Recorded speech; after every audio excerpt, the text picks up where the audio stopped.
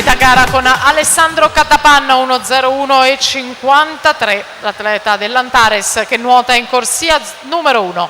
Per la sesta serie Leonardo Lucato, Antares in 1, Matteo Barbi 2001 team in corsia 2, in 3 Giovanni Frison Plentin Veneto, in corsia numero 4 Alessandro Stronati Padova Nuoto, Matteo Marcat in 5 Idros Sasha Palazzo Leo Sport, in corsia numero 6. In corsia numero 7 nuoterà Mattia Dalfarra Plentin Veneto, in 8 Ludovico Foglia Gabbiano.